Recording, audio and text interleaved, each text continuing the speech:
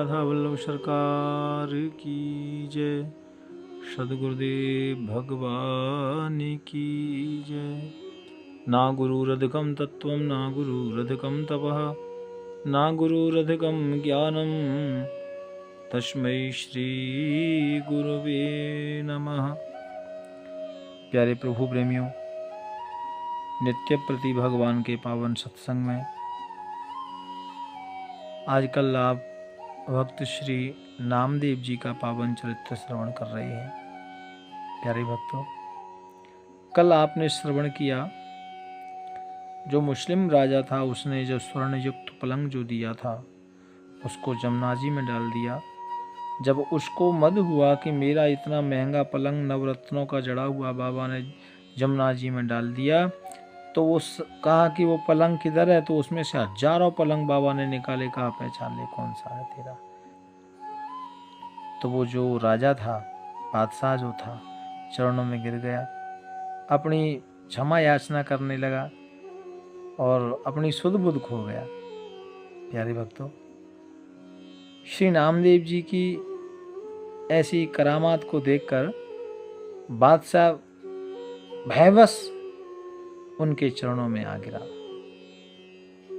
आने परो पाय प्रभु पास ते बचाए लीजो, कीजे एक बात कभू साधु न दुखाइए। लइये मान फेर कीजिए न सुधि मेरी, लीजिए गुण निगाए मंदिर लो जाइए। देख द्वार भीग पग दासी कटी बांध धर, कर सो चीर करी चाह पद गाइए। देख लीनो वेई काहू दीनी 5-7 चोट कीनी, धक्का धक्की रिश मन में न आइए। प्यारे प्रभु प्रेमियों, बादशाह चरणों में गिर पड़ा और कहा कि मुझे भगवान के दंड से बचा लीजिए। मैंने आपकी परीक्षा ली है और मुझे महापाप लगेगा। भगवान मुझसे रुष्ट हो जाएंगे, मुझे दंड देंगे। इस अपराध से मुझे बचा लो, मुझे क्षमा करो। तब श्री नामदेव जी ने कहा, यदि क्षमा चाहते हो तो एक बात पुनः ध्यान से सुनो। इस प्रकार किसी साधु को दुख मत देना और कभी भी ऐसी गलती दोबारा नहीं करना। और कहा, सुनो, अब की बार तो मुझे बुला लिया, फिर अब कभी मुझे मत बुलाना। ऐसा भी एक शर्त दे दी। और ऐसा कहकर श्री नामदेव जी वहां से चल दिए।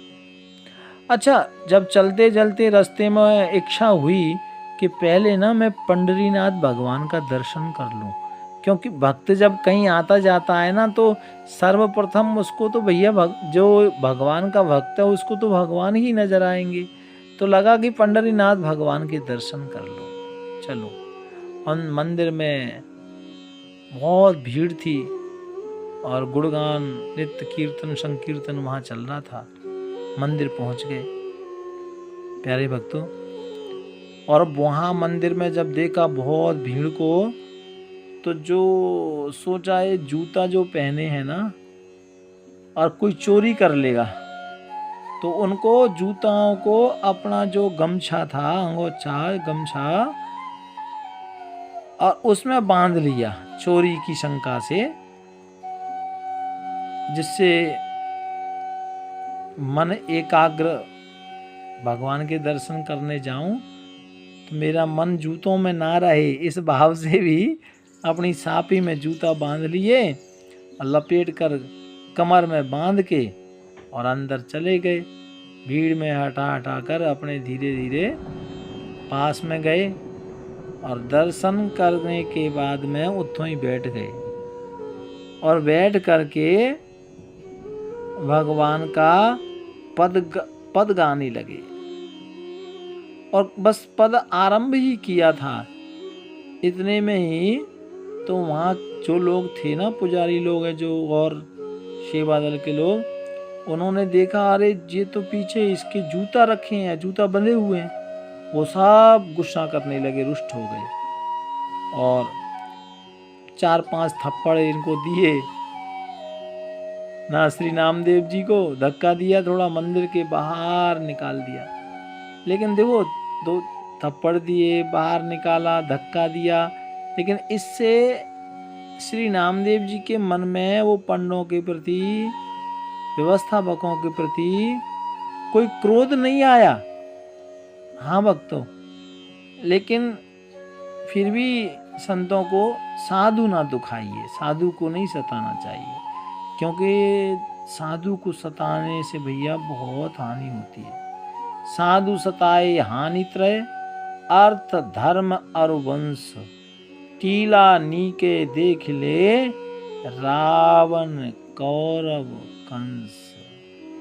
तो भैया साधु को नहीं सताना, ठीक है ना। कीजिए ना सुध मेरी, श्री नामदेव जी ने जीवन में, श्री नामदेव जी जो भक्त हैं उनके जीवन में सच्चा वैराग्य है। इसलिए तो उन्होंने बादशाह से कहा था कि मुझे दोबारा नहीं मिलना। क्यों? क्योंकि उनको कुछ चाहिए नहीं, और जो जिसको कुछ नहीं चाहिए वही तो शहंशाह है। चाह मिटी चिंता मिटी, मनुभावे परवा, और जाको कछु न चाहिए वही शहंशाह है। तो पंढरपुर मंदिर में जब पुजारियों ने निकाल दिया, फिर भी उनको लगा कि ठीक है, कोई नहीं। प्यारे भक्तों, जाते जाते लगा कि नहीं, भगवान का दर्शन तो मुझे करना ही चाहिए, मंदिर लो जाइए। फिर दिल्ली से पंढरपुर आते समय रास्ते में जब आ रहे थे तो एक घटना और घटी। प्यास लगी, तब ज्ञानदेव जी ने सिद्धि के बल से वहां जल निकाला था, और श्री नामदेव जी ने भक्ति के बल से ऊपर तक उसमें कुआं बना दिया था। ऐसे ऐसे अनेक छोटी छोटी घटनाएं, अन्यत्र बहुत विशेष चरित्र हैं श्री नामदेव जी के पावन चरित्र में, जो जीवन चरित्र है। पग दासी कटी बांधी, हरि मंदिर को जात हरि दर्शन की आस। मंदिर में जब गए थे तो आपने सुना कि अपमान हुआ, लेकिन फिर भी उनको लगा कि मंदिर का दर्शन नहीं हो, कोई गल नहीं, लेकिन मैं भगवान जी को कहीं मंदिर के पीछे बैठकर सही भगवान को पद तो सुना सकता हूं। तब श्री नामदेव जी मंदिर के पिछवाड़े जाकर बैठे, मंदिर के पीछे, और भगवान से कहने लगे, देखो प्रभु, आपने ये बहुत ही अच्छा कार्य किया जो मुझ में मार लगवाई। मेरा अपराध का दंड मुझे तुरंत दे दिया आपने, कमाल कर दिया। मैंने थोड़ा सा गलत कार्य किया, उसका तुरंत सजा दे दी। वाह रे प्यारे, कोई गल नहीं।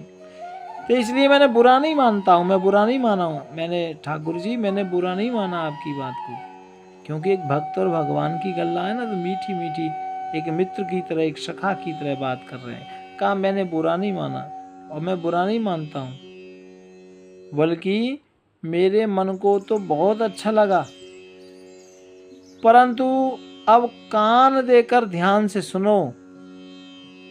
मैं आपसे और कुछ नहीं चाहता हूँ, मेरे लिए मंदिर के पीछे का स्थान ही ठीक है, नहीं आना मुझे आगे। अब मैं नित्य नियम के अनुसार इधर आऊँगा पीछे, और रोज यही पद गाऊंगा और यही पद सुनाऊंगा, आप सुनो। और ये कहकर श्री नामदेव जी पद गाने लगे, और जैसे ही पद गान शुरू किया, भगवान का हृदय करुणा से भर गया, और भक्त को विरह व्यथित एवं दीन देखकर प्रभु व्याकुल हो गए, और श्री नामदेव जी को दर्शन देने एवं भाव विभोर भक्त के दर्शन करने के लिए भगवान ने विशाल संपूर्ण मंदिर को घुमाकर श्री नामदेव जी की ओर कर दिया। ओहो हो, मंदिर का मुख ही श्री राम नामदेव जी की ओर कर दिया। जो पीछा था ना मंदिर का, मंदिर ही घुमा दिया। तो वहां जितने भी वेद पाठी पंडा पुजारी थे ना, सबके मुख की कांति एकदम क्षीण हो गई, सब फीके पड़ गए। अरे बाप रे, ये क्या?